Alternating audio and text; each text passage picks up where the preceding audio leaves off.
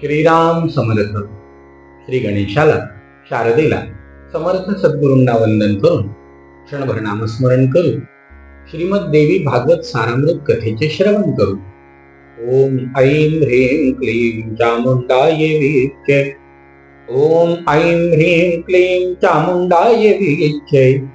ओम ऐं ह्रीं क्लीं चामुंडाय विच्चे.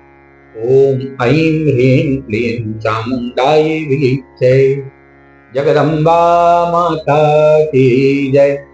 सर्वमंगल मांगल्ये शिवे सर्वार्थ साधिके शरण्ये त्र्यंबके गौरी नारायणी नमोस्तुते. श्रोते हो नमस्कार. श्रोते हो, सूतांची स्वारी शौनकादिक मुनींना महर्षी व्यासांची स्वारी जन्मेजयाला सांगत होती. जन्मेजया, ज्या वेळेला महादेवांनी तात्काळ शुंभाच्या दरबारामध्ये जाऊन जगदंबेचा निरोप सांगितला, तो न ऐकता शुंभानी आपल्या रक्तबीजासह मित्रांना युद्धभूमीवर जाऊन जगदंबेशी युद्ध करण्याचं आवाहन केलं. त्यावेळेला हा रक्तबीज आपली दैत्य सेना घेऊन रणांगणावरती आला. ज्या वेळेला तो रणांगणावरती आला त्यावेळेला माहेश्वरी, कालिका या सगळ्या जगदंबेच्या इंद्राणी आदी सगळ्या शक्ती या दैत्यांचा संहार करू लागल्या. वारुणी फास आवळून दैत्यांना बेशुद्ध करून पाडू लागली. युद्धभूमीवर थैमान माजलं. त्यावेळेला हा रक्तबीज पुढे आला. राजा, या रक्तबीजाला वरदानमिदं तस्य दानवस्य शिवार्पितम् अत्यद्भुततरं राज शृणु तत् प्रभवीम्यहं. तस्य देहाद्रक्तबिन्दुर् यदा पतति भूतले समुत्पतति मेदिन्या तत्प्रमाणो महासुरः. राजा, या रक्तबीजाला महादेवांनी एक अद्भुत वर दिला होता. तो वर असा होता की ज्या वेळेला कोणी त्याला मारेल त्याच्या शरीरावरती घाव घालेल आणि त्याच्या शरीरातून थेंबभर जरी रक्त जमिनीवर पडलं तर जितके थेंब जमिनीवरती रक्त पडेल तितके पुन्हा रक्तबीज निर्माण होतील, पुन्हा त्याच्यासारखेच दैत्य निर्माण होतील.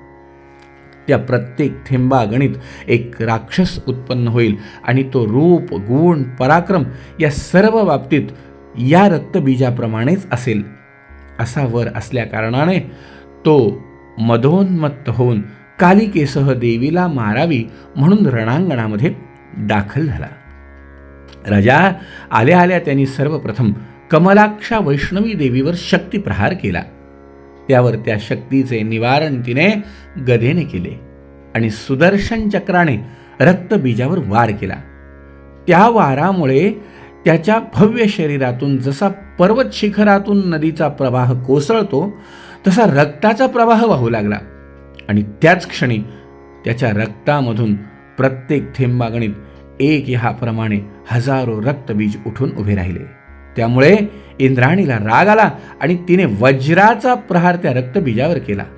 पुन्हा त्याच्या शरीरातून रक्तप्रवाह वाहू लागला. मग काय, आणखी भयंकर क्रूर असे पराक्रमी हजारो रक्तबीज त्या रक्ताच्या थेंबातून उत्पन्न व्हायला लागले. त्याच वेळेला एकाच वेळेला ब्रह्माणीने ब्रह्मदंडाने, माहेश्वरीने त्रिशूळाने, नारसिंहीने नखाने, वाराहीने सुळ्याने, कौमारीने शक्तीने आणि सर्वजणांनी त्या दैत्याच्या सर्वांगावर भयंकर प्रहार केले. राजा, त्यांनी सुद्धा गदाशक्ती यांच्या साह्याने त्या सर्वजणींना जेरीस आणायला सुरुवात केली. मग त्या मातृकांनी क्रोधभराने त्याच्यावर बाण मारण्यास आरंभ केला. चंडिकेने रागारागाने धनुष्य उचलले आणि धारधार बाणांनी त्याच्यावर हल्ला केला. पण त्याचा परिणाम मात्र असा झाला की त्याच्या शरीरातून वाहणाऱ्या प्रत्येक रक्ताच्या थेंबातून कोट्यावधी रक्तबीज निर्माण व्हायला लागले. त्यांनी सगळं जग व्यापून टाकलं. राजा, चिलखत, शस्त्रास्त्र धारण करणाऱ्या त्या सर्वांनी जगभर युद्धाने थैमान मांडलं. ते सर्वजण देवीशी युद्ध करू लागले. असा तो विचित्र प्रकार पाहून देव मोठ्या चिंतेत पडले. भयचकित होऊन ते म्हणू लागले, काय हो, हा काय विचित्र प्रकार आहे. हे हजारो रक्तबीज तर क्षणोक्षणी नव्याने उत्पन्न होत आहेत. हा प्रकार असाच चालू राहिला तर हे कधी नष्ट होणार नाही.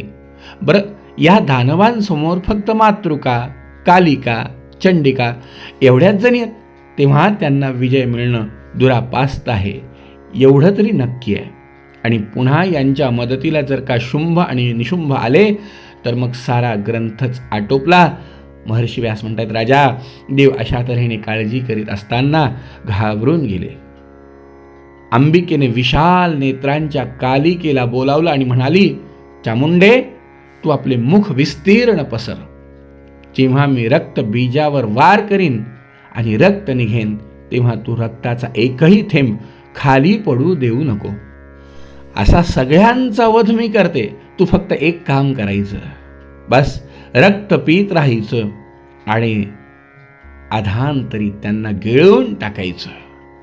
आपण जर असं केलं तरच दैत्यांच्या उत्पत्तीचं चक्र थांबेन, नाहीतर दुसऱ्या कोणत्याही मार्गाने हे मरणे शक्य नाही. मी याच्यावर वार केल्याबरोबर तात्काळ तू रक्त प्यायला सुरुवात कर, म्हणजे आपलं काम होईल. मग या राक्षसांना मारल्यावर आपण हे निष्कंटक स्वर्गाचं राज्य इंद्राला देऊ आणि आपण आपल्या स्थानी सुखाने वास करू. राजा, असं त्या अंबिकेचं सांगणं संपलं. त्या पराक्रमी चंडिकेने रक्तबीजाच्या देहातून गळणारं रक्त प्यायला सुरुवात केली. अंबिका त्याच्यावर सपासप वार करीत सुटली आणि चामुंडेने रक्त मांस खाण्याला सुरुवात केली. रक्तबीजाने सुद्धा क्रोधाने चामुंडेवर एकामागून एक वार करायला आरंभ केला. असाच प्रकार बराच वेळ चालू होता. पाहता पाहता सर्वच्या सर्व रुधिरोत्पन्न दैत्य मरून गेले आणि मूळचा खरा रक्तबीज फक्त रणांगणावरती उरला. राजा, जेव्हा अंबिकेने तळपत्या तलवारीने त्यालाही मारून टाकलं, मग काय, सर्व दानव सैनिक भीतीने पळू लागले. रक्तबीजाचं प्रेत तसंच टाकून ते सगळे शुंभाजवळ गेले आणि सांगू लागले, महाराज, महाराज, अंबिकेकडून रक्तबीज मारल्या गेला. चामुंडेने त्याचे सर्व रक्त पिऊन घेतले. चंड पराक्रमी सिंहाने सुद्धा अनेक वीर मारले. महाराज, महाराज, अहो, उरलेले वीर कालिका आणखीनही मारतीये. हे सर्व तुम्हाला सांगण्यासाठी आम्ही इथे परत आलोय. हे स्वामी, आम्हाला तरी असं वाटतंय की दैत्य दानवच काय, पण गंधर्व, राक्षस, यक्ष, नाग, चारण हे सगळे एकत्र आले तरी त्या रमणीला जिंकून घेणं कोणालाही शक्य नाही. तिच्या जोडीला अनेकानेक शक्ती देवता सुद्धा आलेल्या आहेत आणि वाहनांवर बसून लढतायत. महाराज, किती म्हणून वर्णन करावं. अहो, त्या सर्वजणींनी मिळून सैन्यासहित रक्तबीजाचा वध केलाय. त्या क्रूर अशा सिंहाने सुद्धा कितीतरी दानवांना संपवून टाकलंय. ती शक्ती एकटी जरी असली तरी तिला मदत करण्यासाठी म्हणून अनेक शक्ती देवता तिच्या जोडीला आल्या आहेत. आता तुम्ही मंत्र्यांशी चर्चा करून काहीतरी मार्ग शोधून काढा. आमचं मत तर असं आहे की तह करणं हा उत्तम पर्याय.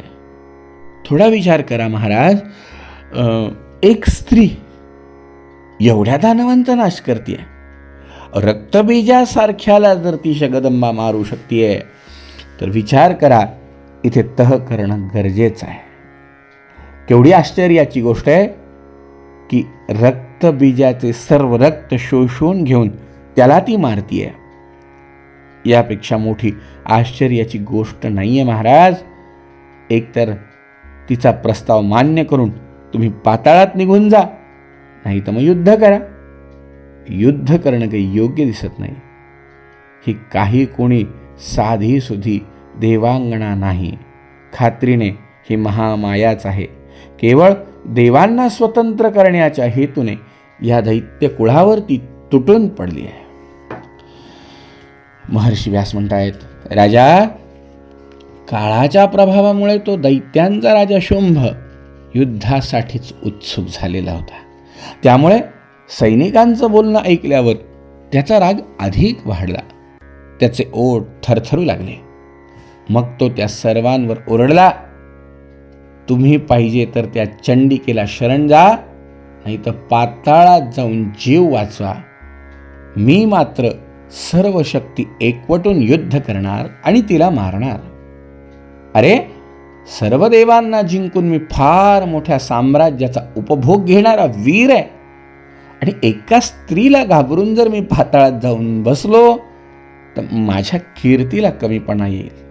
अरे, माझ्यासाठी रक्तबीजासारखे महावीर युद्धात प्राणांना मुकलेत, आणि मी जर जीव वाचविण्यासाठी पाताळात गेलो तर मग माझं यश काय शिल्लक राहणार.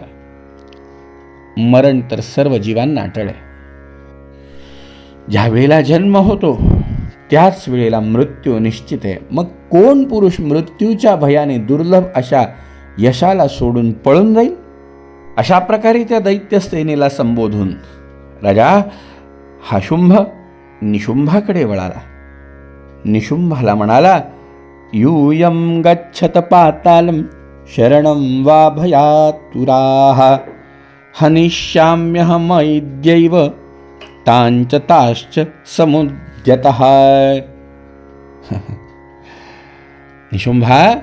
निशुंभा, मी रणभूमीवर जाऊन तिला मारूनच परत येतो, आणि जर तसं घडलं नाही तर लढता लढता मरेन, पण मागे येणार नाही. तो सैन्यासहित माझ्या पाठीशी उभा राहा आणि तीक्ष्ण बाणांनी त्या स्त्रियेला यमाच्या दारी पाठविण्याला माझी मदत कर.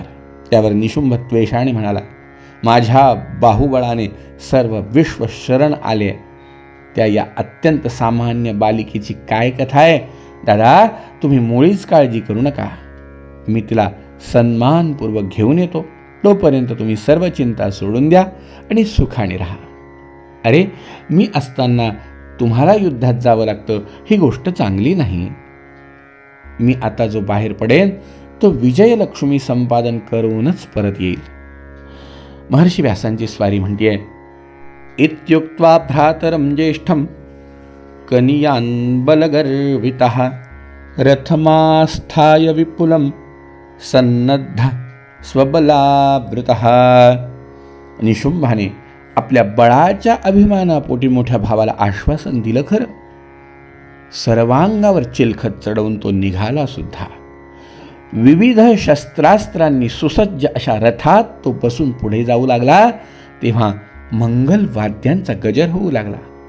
भाट त्याची स्तुती करू लागले, आणि राजा रणभूमीवरती आल्यावरती या निशुंभानी जगदंबेशी युद्ध केलं.